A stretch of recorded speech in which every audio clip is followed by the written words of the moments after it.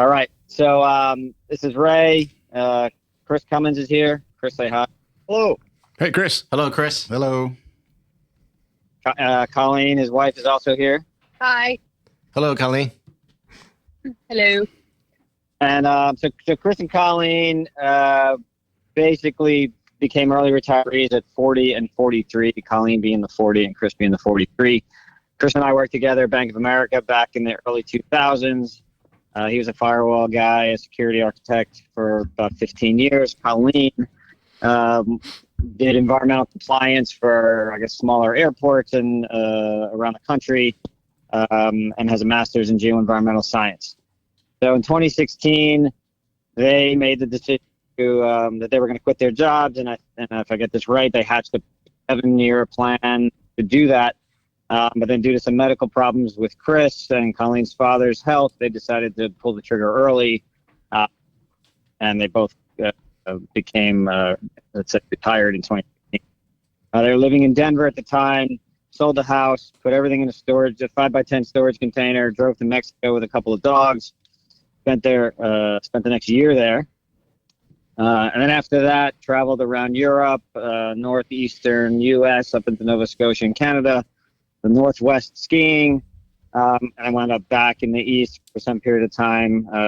Colleen's dad and grandmother both passed away in 2018.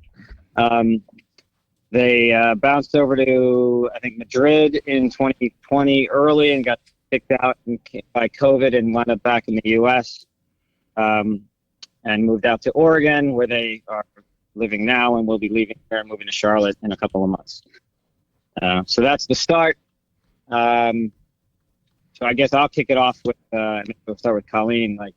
Colleen, how did you guys decide that it was time, to make a plan to retire and quit your jobs?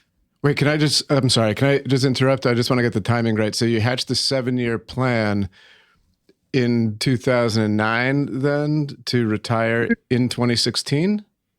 No, we started talking about it in 2015.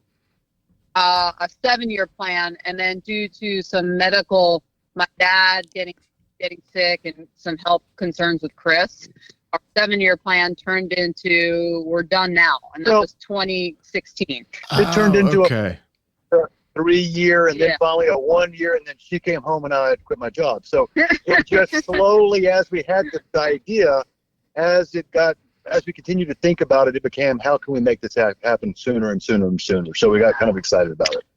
And it basically started our discussion in 2015 was, I think we were both just becoming just disenfranchised with our jobs. What are we doing? This isn't where we, planned our lives to be. We don't need to, we don't need these corporate American jobs that earn money to live the lives that we want to live and be happy. So that was really our discussion of how can we start reducing and doing things that fulfill our lives, our hearts, our souls, and not just work 50-hour weeks to earn money and not get to do the stuff we truly love. So you guys are awesome. Obviously, you got a ton of courage to do that. I want to know who has bigger balls. No, but seriously, so you were not making like LeBron money or Messi money, not making 7-8 figures per year. These were well-paying jobs.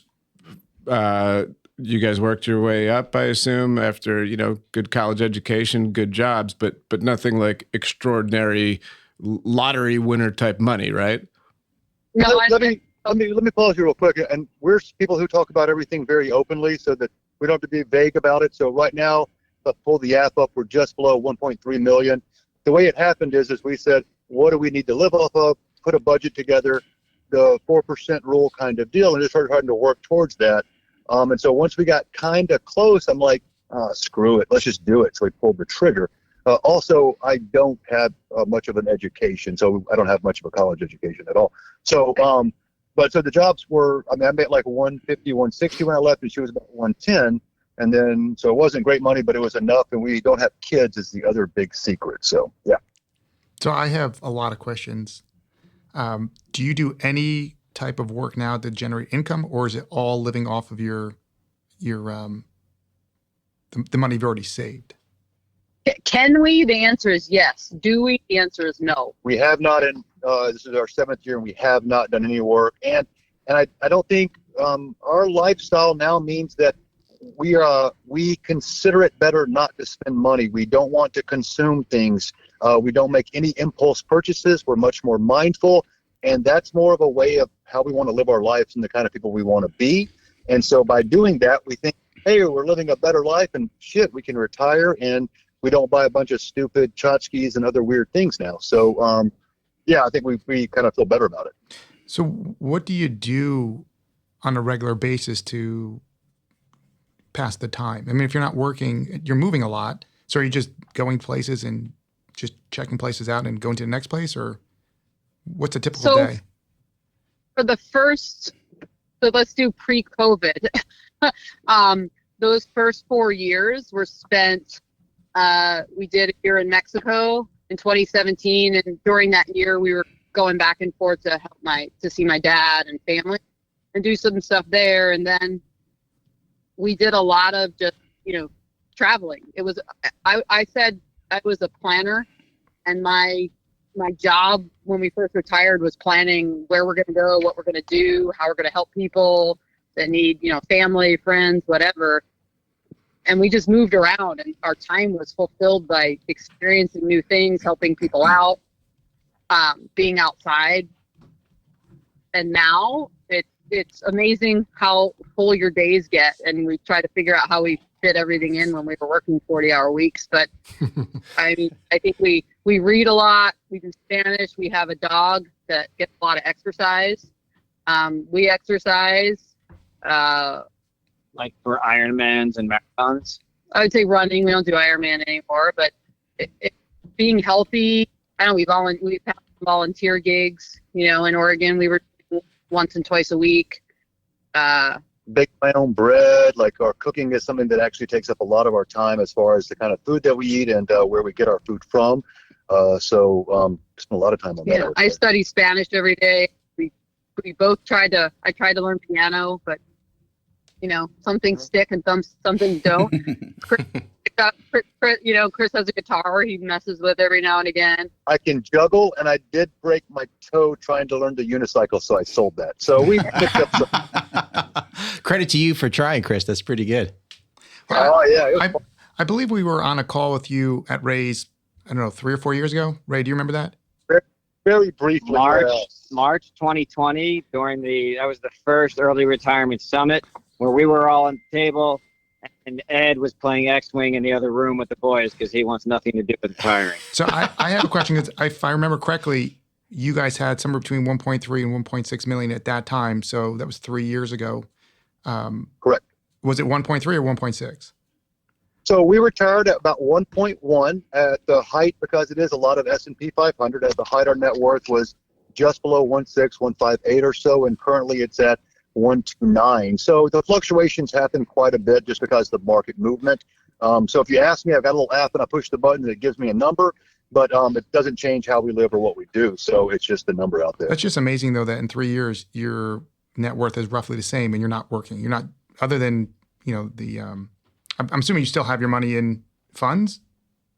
S&P 500 is about 85% right now. But like I said, we retired with 1.1 almost 7 years ago, and it's at 1.3. So we've been retired for 7 and now going up by almost 200. So, yeah. But if you're 2 years ago, it was at 1.6, and we're like, wow, we've been retired, and now we're worth an extra $500,000. So it's pretty exciting. But that's driving. That's awesome. Colleen, I have a question for you guys. First, my condolences on the passing of your dad and your grandmother in 2018. I'm sorry to hear for your loss for you and your family. But I'm very interested in hearing more about you made a couple statements, how we're going to help people and the volunteer gigs that you guys have been part of. Tell us a little more about that. So, in Mexico, I found when we were living there, dog shelter I'd go to and walk dogs every week. And then Chris and I together volunteered at a children's orphanage. We found that kind of, fortunately, towards the end of our stay there. We were going out and doing kind of just we didn't necessarily work with the kids, but we were just doing things around the orphanage to help them out. And then in Oregon, we found a farm sanctuary that we go out to every week and kind of help feed the animals and shovel poop and do that. And then we also were helping out in an organic vegetable farm in the summers. So I think part of our retirement was, like I said, to give back. So we try to find things, one or 2 days a week that we do that stuff, whether it's with animals or a local farm or whatever it may be. I think we have goals now that we're settled and not traveling like we were, to do more of that. I think we're getting to a point in our lives where we've been retired for so many years and we've seen a lot and done a lot. And now we found volunteer gigs and now we're like, want to do more of it. So that's great to hear. You almost need to settle down a little bit in order to commit to a volunteer. Correct. Right? Especially to be able to dedicate some time and make sure they can schedule you and make sure that's part of it. So especially like an animal sanctuary, getting into that schedule was big. So. Yeah. So what does settle down mean? Are you guys in a McMansion, in a van, are you tree sitting, a hostel? How tell us about that. Well, renting a very regular house in Bend, Oregon right now, where we've been for 2 years. We're in Sisters, Oregon the year before that in a rental, and we're moving back east in actually like 3 weeks, May 3rd.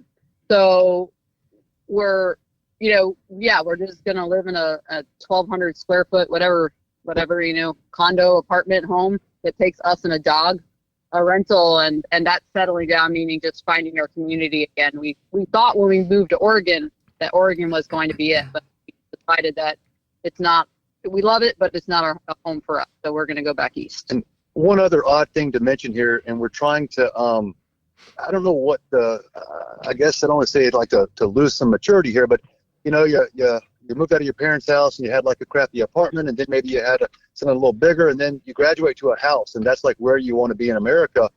And we're trying to kind of go backward and go, no, we want to do shared walls because that's better to live in, better for the environment, better for a lot of different things. But we also have a mindset that we need to live in a house. And so we're trying to wrap our head around doing what's the best place to live and look at it differently. And it's really more challenging than we thought. So we'll see where we get in Charlotte, but our goal is to do the right thing, I guess. My favorite saying to Chris is, I'm not going to live in mud hut. I'm not ready for that. Never say never. You never know. Stopping point. So, yeah. So how about a yurt or an earthship? Is that also off limits for you guys? No, earthship would be great. We actually looked at those a while ago. Yeah. Did your travels take you through Taos, New Mexico? No, we've talked about it. I personally been there for work when I was working, but no, Chris and I have not been there. I have studied all the construction and got really into it, and then my wife was pretty much like, "No, we're not doing that right now." It was pretty much Chris when I came home from work one day, and Chris said something about the Earthship, and you're gonna have to bleep me out. I was like, "What the fuck are you talking about?" Colleen, hey, you guys got to stay in one once. They're absolutely incredible. You've been in one? Yeah, absolutely incredible. It totally reminds me of Star Wars and New Hope when Luke Skywalker was living there with his aunt and uncle. Oh yeah. Yeah. Thank you. I have a really important question because you guys mentioned that you train, you were doing triathlons and run. So you're still just running, and do you compete? You have plenty of time. We actually started doing triathlons when we got to Colorado, but we both run. Chris is mostly running for fun. I sign up for races and say I'm not competing, and I start competing. But we both mountain bike. I road bike. I'm a big yogi. What else do we do? Hike a lot. Ski a lot. So with all that, Bend is kind of the place to be. Why do you guys get the sense that it's not home? Widest place in America. Yeah. Fair enough. There's not a lot of diversity in Oregon. Kind of Yeah. it is. And then it's all the forest fires. We realize we're not fire hardy people. It's the fires in the summer are pretty terrifying. in our 3 years, each summer we spend about 2 weeks of not going outdoors. The air quality gets above 300, 400, 500 air quality, Wow. whatever. So it gets to the point where it's not safe or healthy to go outside. You definitely can't work out. You can't run. And it is almost apocalyptic when you're walking outside and you can't, the sun is blacked out by smoke. It's weird. I'm pretty sure we've taken 5 years off both of our lives living in the smoke and everything. Yeah. Chris, how about that June 2005 canyoneering adventure we were on with Ray? Do you remember that? Did that have anything to to do with your kind of reinventing yourself? I mean, a little bit. Again, I grew up You don't not remember having it. a lot. That's all right, man. I grew up not having a lot of outdoor experience, and so having those opportunities weren't even there. So I can say I don't even know if I'd ever gone camping before at that point, or if I had, it was very minimal. So that did lead to, that was a great trip, had a great time, and I wanted more of it. And then after meeting my wife, who is much more outdoorsy than I am, I guess I evolved that way, I guess. So, but that definitely helped me see how much fun it was. So. I think one of the amazing things is that $1 million isn't that much money these days. So to retire off of that and not even have to work for 7 years and still have more And thrive. That's Maybe elaborate, because we did get a question from one of the listeners. You mentioned the 4% rule. Can you elaborate on that and how that plays into the $1 million that Gary's asking about? Yeah, sure. And if you Google 4% rule, it's probably a much better definition. But what it comes down to is the average return on the S&P 500 with dividend is 10%. What they've come up with a long time ago was the safe thing is if you can live off 4% of your net worth, whatever money you have out there, that'll last. It's supposed to be a 30-year rule, but it's actually will last forever. So what they say is just take your money, figure out what your budget is.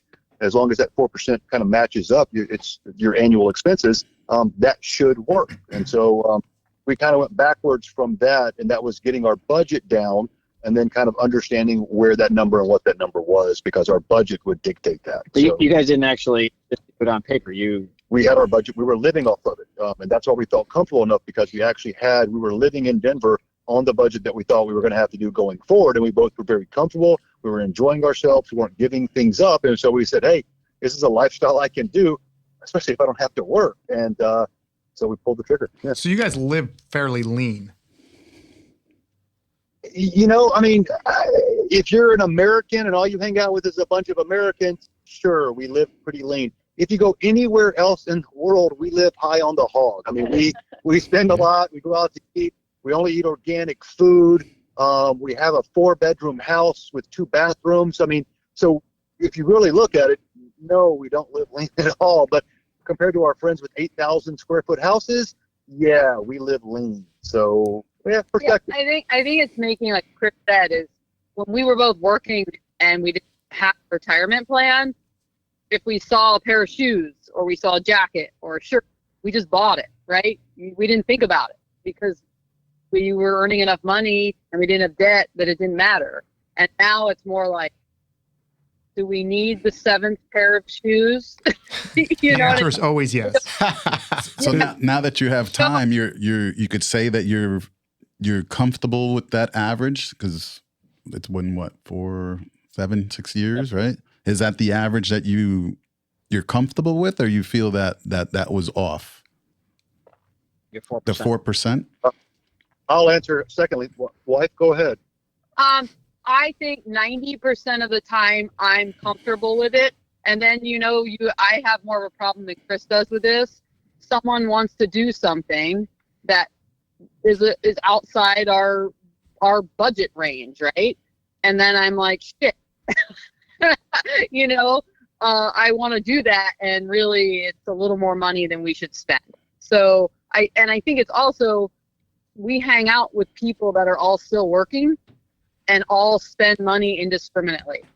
So when we're around people that don't earn a lot and do regular people things, we don't have any issue with, how we live. Just that, there are those times when good friends of ours are doing something and I'm like, man, really wish we could do that. So that's kind of interesting. That was one of my questions was when you made the leap to retire and you're kind of living a different, better, more fulfilling lifestyle. Did you meet other people doing the same thing? Is there kind of a community out there that you've been engaged with as part of the process here? For us, not really. Only a few, but we have had great conversations with other people who like to be there, and we have a lot of our friends going there or trying to go there. So I don't know that we've found those communities mainly because of how we live and how we move. Yeah, so I think we found traveling. If we met people that early retired, like we were really young, 40, 43, but we didn't have children.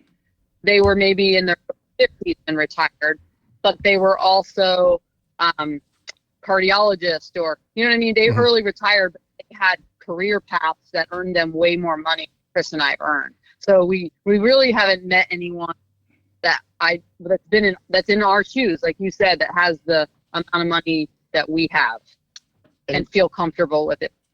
And can I back up for just 1 second and answer that question? Do I feel comfortable that we picked the right number?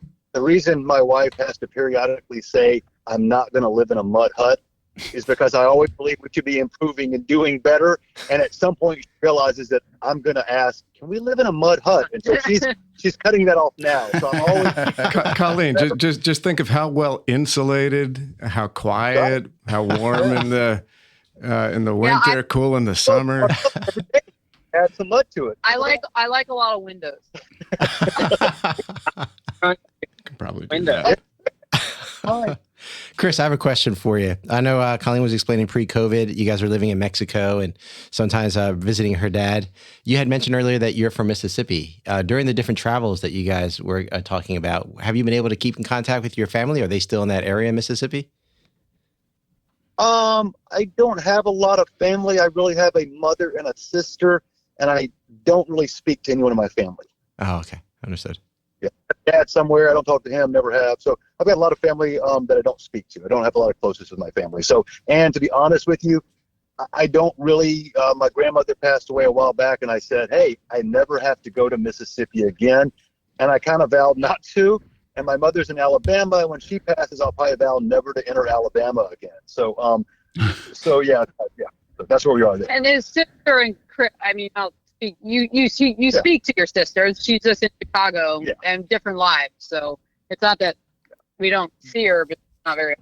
Now, because you mentioned family, and at the starting, you mentioned, you guys were both professionals, but didn't give a lot of substance on where the origin of thought came for early retirement. Was that something that you saw from friends, family? Where did the initial idea come that it was a possibility and that you wanted to do that? I don't know where I got or how I got there, but I hate to give him props, but Mr. Money Mustache was probably one of the first sites that at least gave me the basics of that this is possible, how you could do it. Probably the first time I read the 4% rule was on that site. So he might have been the first one. And maybe there was a couple of others, but he was the first one to put it all together. And I thought, hey, this is an interesting. And from there, I continued to find others. So we haven't found people doing what we're doing or actually met them, but I got a lot of blogs that I found when we first retired or before we retired that helped show me the way. But just the fact that you were reading Mr. Money Mustache, thinking about it. John's question is, go back a step. So not to get into too much detail, but Chris had a pretty scary medical issue. Actually, pause. I was diagnosed incorrectly with stage 4 cancer. Hey, we're dying. And so we had about a month or two before we figured that out, that we had a lot of different thoughts about what we were about to do with our lives. And so coming from there, I think we opened up the possibilities, and that's probably how it started. And then once that got ironed out a little bit, so it's not quite that serious. I do have some medical issues, but they're not life-threatening now. We thought, we've kind of had some different thoughts, and maybe that kind of triggered it to where now we don't think it's that far-fetched. So thank you for sharing that fact, because that puts it into context. That's a big how about factor. You, Colleen? Was it, kind of piggybacking on that issue, or had you contemplated early retirement before that? No, I never even thought that was even a remote possibility. I think it was. You go from thinking it's not even possible to then a 7-year plan, which became a 3-year plan, which eventually became tomorrow, let's do it. What was that first day like when you know, okay, you're done with the job, we've done it, here we go. That day must have been incredible. I literally, I worked a mile from our house in Denver, so I walked or biked to work every day. I literally skipped home. Like, because although I was in a career for 17 years at 3 different companies, I never I was an environmental science major, and I landed in a career path that I did not. I wanted to be like helping the world, right? And somehow I got in a career path that I didn't do that. And so for 17 years, I was always going, what am I doing? And so when this, and then with Chris's medical scare in 2012, and we really were like, you could die at any moment, or any of us can. So that's really when we started going, okay, thinking then, but not thinking we could early retire. But that's when we moved out west right after that. And then another issue happened with Chris that then made that 7-year, that was a 3-year, turn into a we're quitting. Yeah, it was exhilarating feeling is what it was. That issue being the real trigger, right? Like the execution trigger, right? Yeah, but it was kind of an excuse, I guess. So it was a trigger, but it was also like we're looking for. I'm trying to find a reason, and then I'm like, screw it, this is a reason, and so I was able to pull the trigger. So yeah, justification. In terms of healthcare costs, what do you guys do without an employer coverage? Do you guys have your own plans that you do for medical, dental, vision plans? How do you guys cover that? I'm guessing it's free. Okay, it is free. So, and it gets even more complex with our finances. So we pull each year exactly how much money we make. So we pull, we have capital gains, long-term capital gains we're actually pulling out. And then for me, we're doing a Roth conversion, and probably not the time to get into this. So at the end of the year, I make sure that we as a married couple stay below $48,000 of actual earned income so that our healthcare.gov is totally subsidized. Now, our insurance is not the greatest, but we do have what I consider to be emergency medical. And in Oregon, it's actually halfway decent. And in North Carolina, it's going to be really good. So we're actually surprised with what we're getting for that. But we do have to control our income to ensure that would work, or else that might trigger one of us going to get a job that has some insurance. So that is a concern sometimes. So just to be clear, when you say control your income, it's selling part of your 1.3 stocks to have money to buy food and pay. But I've got a couple. One's a bond fund and one's the S&P 500. And so if I've got 50% gains in the S&P, I'd have to sell the bond. So I have to just kind of sell things and just control how our income looks on taxes each year. So yeah. you're not taking like a dividend check every month. You're you're reinvesting dividends automatically and then selling actual shares when you need money. On the stuff on the 401k side or on the IRA side, the stuff is actually in the retirement piece of it. It's all drip there, and it just gets reinvested. On the other side, which is not, those dividends that get paid out do just go into a cash right there. And so maybe that month when I have to sell to pay rent and pay the credit card off, that month, because it's paid out quarterly on the S&P 500, so 4 times a year I don't have to move as much money to sell for that thing. So yeah, pretty simple. So from that day, Colleen, you were skipping home. I can just see it. I'm picturing the street in Denver, and I'm sure it's the wrong street. There's many, but since that day, have there been any times when either of you have thought, "Oh my God, what the heck did we just do?" And I imagine that might have been in the early going because you've been successful at it for 7 years now. No, I mean, never. These guys are awesome. Huh? It is. We quit. I quit December 30th of 2016. Chris had been done in October.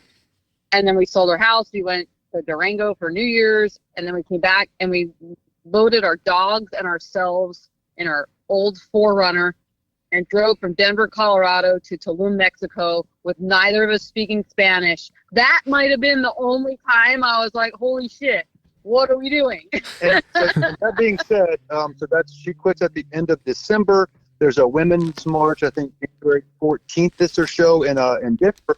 And by January 7th, on the road driving to Tulum, a 40-hour drive from Denver to Tulum, Mexico, all the way through Mexico. Yeah. So this was on my list of questions. It was just a curiosity. Why did you guys pick Spanish-speaking countries? I know you also went to Spain. Is there some type of thing you wanted to learn Spanish, or what lured you to Mexico? Yes, we wanted Spanish, and ask that question in Spanish. it was It was affordable, and we could drive there, right? And we had our dogs. So we had 2 dogs when we in 2017. So everything we did revolved where can we go with our dogs? And we were looking like it was cheap, right? We found a place in Tulum for 2 months of rent for $1,500 a month. Yeah, $1,500 a month or something, or 14. Yeah. So it was just really affordable to live. And maybe that's why we didn't have that, oh shit, what did we do moment as far as money, because we lived in Mexico the first year, and living there was way more affordable than the United States. Can you elaborate on any laws that if, as an American, you wanted to go live in Mexico, there's a certain time constraint? Are there visas? Are there applications? How do you do that? Mexico and Canada are both very easy. You, as an American citizen, you get 6 months in there, and you literally just have to cross the border and come back, and you get 6 more months. Now, you can go through a process to get a longer-term temporary, like a 5-year visa or something. But for us, we were traveling back to the U.S. for her father anyway, definitely every 6 months. So for us, every time we entered the country, it just reset. So it's really very simple. But if you stay there a little bit longer, you just have to work around the 6 months. And we met people in San Miguel de Allende, about a 9-hour drive. They would just go drive back to Texas, whatever, spend the night and drive back. And now they're set for 6 months. So it's pretty simple. And real quick to end that, is there the possibility of an American to buy a house or land in Mexico without being a permanent resident? Yes, and it's actually very easy. They make it easy because they want that investment. We didn't even look at buying at that time, so and it's many years ago, so I don't remember the detail of it. But we did meet many people who owned property there, and I remember that we're driving back and forth in the 6 months. Yeah, we actually rented from an American who there. That's Federal, where we lived. So it is allowed. Yep. So all the places that you guys went to in your travels, what would be at the top of the list that you guys would recommend for someone to definitely a spot that you have to visit and travel to?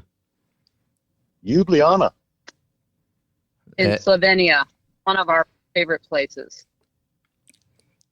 Wow. You I'll have to check that out. I haven't heard that. That was not on my radar. We all got at least a 50% shot at pointing out that country on a map. Mine's less than 50%. Oh, sure. Come on. Because we have the Schengen zone in Europe, and you can only spend 90 out of 180 days. But we're not people who want to go spend a couple of days here and keep moving. So at one point, we stayed in Rotterdam for a month. We stayed in Kotor, Montenegro for 3 weeks. So we would go sit in odd spots. And as we traveled Europe, we wouldn't even book the night before sometimes and just, hey, where's the bus go? Or where does the train go? Let's go figure it out. So as we bounced around, we ended up spending a week in Ljubljana, Slovenia, and also Croatia, Dubrovnik, all kind of weird spots over there. But that's one of the few towns we pulled into, and we got off the train or bus or whatever it was and started walking to our Airbnb. And within about a day, we both looked and went, I could live here. And we just hadn't said that before. It was just an amazing place. Did you have dogs with you when you were in Europe as well? No, we lost our oldest dog right when we were leaving Mexico. And then we didn't lose her. She died. Now that's funny. Just lose her in Mexico. And then our other dog we had unexpectedly died in February 29th. Yeah, and then that allowed us. That was what when we lost our dog. Then we were like, well, now we can go to Europe. So that's where they got the acronym. What is it? DINKWAD? Dual income. No, they retired. They used to be DINKWADs. DINKWADs. That's what it was. But now they're ZINKWADs, I guess, right? No, they have no AD. They have no dogs. ZINKWADs. Wads. Without dog. It's a work in progress, right? All right. Yeah. All right. Other question for you guys. So while you're still working, 2015, 2016 timeframe, you're each spending, I guess, somewhere between 30 and 50 hours at work apart. And then when retirement comes, all of a sudden it's all Chris all the time, all day, and all Colleen all day. How did that go? Was that a transition, or was that just complete marital bliss? No,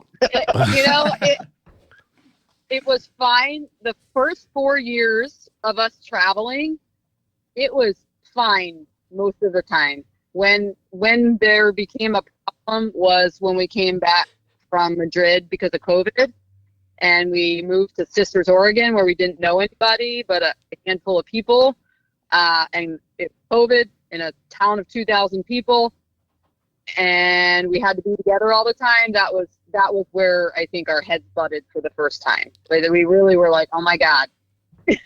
4 years is a good run. Yeah. Well, how long were you guys married before you retired?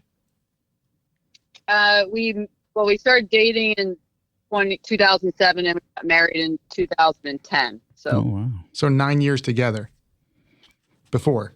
yeah. So from your experience with the early retirement and traveling around, what life lessons would you pass on to some of our younger viewers and listeners? And older. Yes. Yes. All right, thank you. Well done. Next week on Attic Static, we will have. For you. Sorry if it didn't come across well. I will say that and this sounds cliche, but Okay. I think all the things that when I was working and just, I would describe myself as a busybody. You work, you do one thing, you do the next thing, and you're constantly moving, right? And I think in these last years, I've just realized that slowing down and being happy where I am and us experiencing something and not always worried about moving to the next spot. And when Chris said we're people who travel slow, that was him, because I was the one that was like, okay, gotta see the next thing, gotta see the next thing, gotta see the next thing. And I've really learned and appreciated to just be, I think, like, sit with myself and go through all the emotions. I don't know. There's so much going on there. Yeah. So But when you say slowing down, that does not imply doing less or paying less attention. It sounds like going deeper into something and looking at the same thing from different perspectives, taking your time to fully absorb it and learn what it has to teach. Yeah?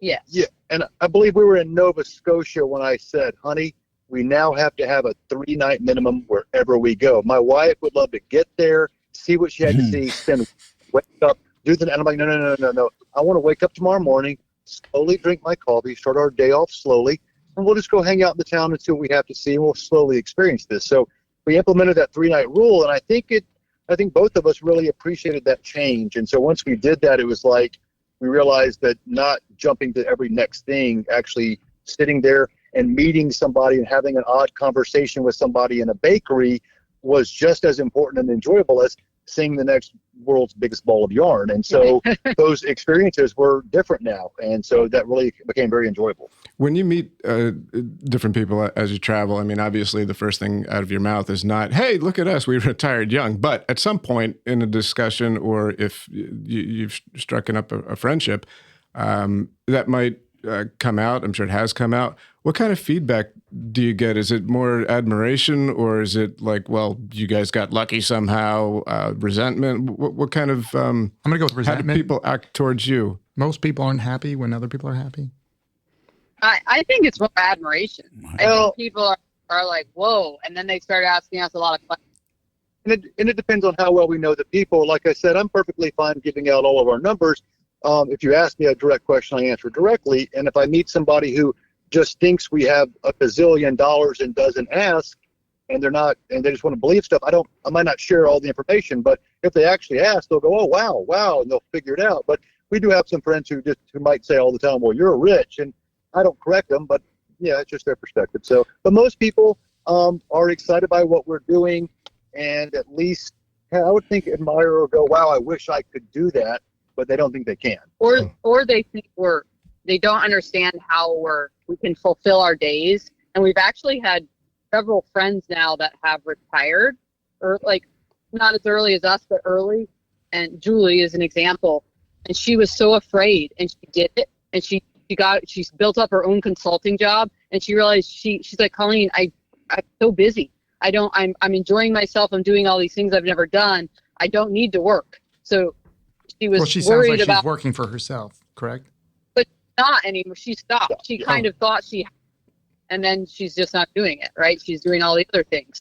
Yeah, I think if you need to work to occupy yourself or to keep busy, you're not paying attention, or you're not creative enough, or something else is wrong. What about your friends, like from, I don't know if you're in touch with anyone from grammar school, middle school, or high school, but what are their opinions? I have several friends that I think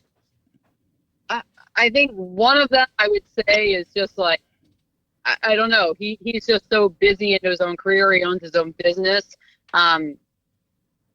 They talk about retiring, but I think he's just a workaholic. And I think they appreciate what we do. They admire that we can travel and do all this stuff.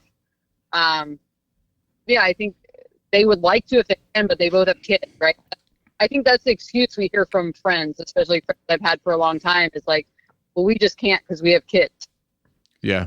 And it's always an excuse, right? Because I think most of the humans now are living on less than $500 a year. So you can do it. It's a matter of lifestyle, right? And what makes you guys special is that you did it super young. You have an awesome lifestyle. You're not missing anything. You're getting more of what you want to be doing and more of what you like. So, I think we're kind of unanimous here, all fist bumping you guys, and pretty congratulatory and, in admiration. Me personally, mostly for your courage and actually taking the step and doing it. I think it's pretty admirable in terms of what you guys shared about helping people at the dog shelter, the children's orphanage. It's very consistent with what we've been talking about here on our own episode on financial stability, about it not just being about us with financial stability. One of our guests who was retired had mentioned how she volunteers. Another guest that we had on here, he passed on the life lesson to younger viewers and other viewers that it's not just all about us. So it's nice to hear that consistent theme that you guys brought to the table in discussion today. And with all your accumulated wisdom, what's the meaning of life? So easy. I don't know why you asked such easy questions. Yeah, we wrap up with something real lighthearted. I think to give back. I just believe it's like to help not just humans but animals, and we're all on this planet together.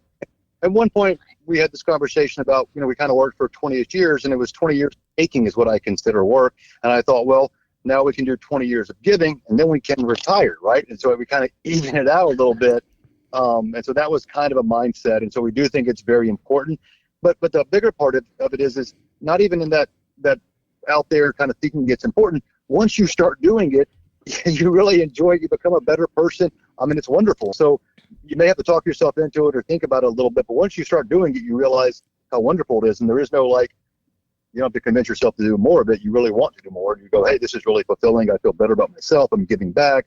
It's just a win-win all the way around. So yeah. So we have 5 minutes left. If we could just use that same string that you guys are doing now, sort of giving a summary. If you could just each take, maybe 2.5 minutes each, and just say, hey, these are the things that I think everyone should know about this experience. If it wasn't asked, let's end with each of you giving a little bit of an end summary of what you think everyone should know if we didn't ask it. If I can back up and answer a question I didn't finish answering, I take 30 seconds. Sure. Go ahead. Okay. And so the other thing is, so people that I know from grammar school or when I was young, I find that many people don't ask the details so they can believe what they want to believe, so that they don't have to do it or they don't have to think it's possible. So a lot of people be careful what you ask for, type of thing. Got it. They go, oh, Chris retired early, but they've never asked any details. And so in their mind, oh, he must have been this, they can think whatever they want, and it makes it easier for them. So of the few people who ask us the question and get the details, that's a different, they have a different perspective as opposed to those who don't want to know because I might scare them or something. So Anyway, that's how most of my friends are. They didn't ask. They don't want to know. They're scared to know. So That's interesting. You go first. sure. I just think if you're retiring with the mindset that Chris and I retired with, wasn't to retire and spend all the money, right, and do all the things, but it was a mindset of a more fulfilling life. I think it just you'll find yourself get ready for a little bit of a roller coaster ride, and you are going to go through emotions. I mean, I definitely had, you have health, people get sick, animals die, but then you're also traveling, and you do go through this range of emotions. I think that when you're working full time and you're living the life and you have kids and you're going to soccer practice, and I think get ready to have like a lot of introspective moments. And I didn't have those a lot when I was busy. So I think that takeaway is just be ready to go through some internal shit, which is good, right? To sit with yourself and learn about yourself. And I like to say, I'm going on 47 this year. I think it took me, when I hit 45, I'm like, I know who I am. I can be honest when I talk to people. I know what gets me upset. I know what I like. But it's crazy to think it took me that long to get there. And I think had I still been working, I wouldn't be where I am today. I wouldn't have those. I wouldn't have had time for that introspective moments and giving back and doing all that other stuff. So, well, don't be so hard on yourself either. I think there's plenty of people who never get to that point. Mm-hmm. Yeah, very true. I know it makes me sad now that I know. Chris? And mine is simple. You asked earlier what the meaning of life is, and I don't believe it's a knowable thing, and I think it's different for each person, all that wonderful stuff. But it's kind of like when you're trying to solve a problem, when you know you're on the wrong path, you don't go, well, I don't know the answer, so I'm going to keep going down this wrong path. And so I think for us is what we did is we went, hey, I don't think working in corporate America is the right path. I'm not going to figure out my solution, my life and what fulfills me. And so there isn't an answer. So I can't keep thinking about it while going down that path and working. And so once we got to a spot where we could try a different path, we're going to try that path. And I think we're open and communicate well enough now is where if that's not the right path, then we go, okay, let's pivot. And so we just keep doing that until we pick up pieces that, like the volunteering, that's the right path. And as you pick up those little pieces, that's how I guess we're developing our life, is by trying new things, and those things that work and are fulfilling and don't take from other people and don't hurt the environment, or all those things. And we were vegan for a year and a half. We keep going down a path, and if it works, it's great. And we just try to do the next right thing. And so as we do that, I think this progression has been really wonderful, and both of us have changed kind of who we are in very positive ways because of us being open to just trying new different things and taking not what society wants or what's cool, and what we don't do social media, we don't do a lot of that stuff because we just want to go experience life and do what we think is correct.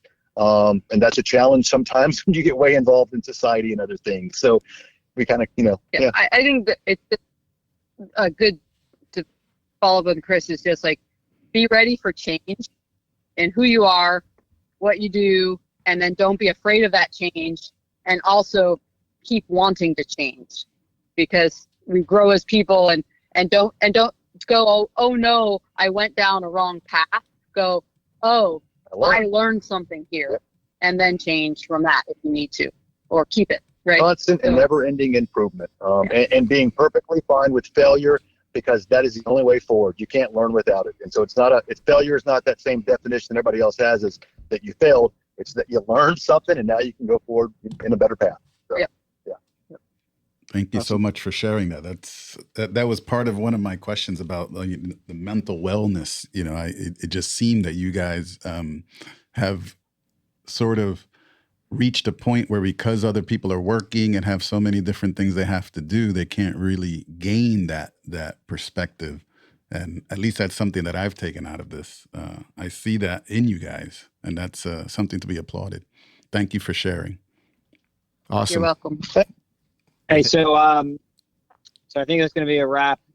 we did ignore a whole bunch of other stuff that we could have talked about. So I think there's going to be a prequel version of this interview in the future. Of Chris's crazy life. Of Chris's life. Yeah, let's do it from North Carolina. Yeah. So I think we are going to be in North Carolina in June, right? Or May? When's your June 10th is the June party. 10th is Chris's big 5-0 party, Woo. and since we probably have the time, we'll go down there for it. Awesome. Yeah, we're all good to go. We just need to crank the AC in here and we'll be good. So, Ed and I are sweating Turn the bullets in AC here, on. right? Yeah, it's a little toasty. It's a little toasty for me. Those lights. Steve, turn the AC on. Yeah, we apologize for any of the awesome waves you guys may have missed in order to take the time to Yeah, have this get out conversation there. with us. So thank you for taking the time and enjoy the waves. We're actually not surfing waves. We're actually who's done this? It's sand dunes. We're Adam? at the sand dunes. We're at the sand dunes and we've got a sandboard and we're about Oh, to fantastic. okay. All right. Well, be careful. Don't go over 5 miles an hour on those. that Or if you figure out how to go more than 5 miles an hour, let me know. Is that like a paddleboard, a sandboard? No, you're on sand dunes. You're basically surfing down the sand dunes. Oh. I think it looks I don't think you can do that in Jersey. Yeah, looks like a snowboard. yeah. Kind of like the size of a snowboard. except we have boards and we have wax. So we'll Yeah. be good. Lots of wax. Oh, okay. Well, enjoy. Thank you for listening to the Attic Static Podcast. If you like what you heard, please like and subscribe and feel free to leave a comment below. Or come check us out at our website at atticstaticpod.com. And stay tuned for new episodes out every Monday.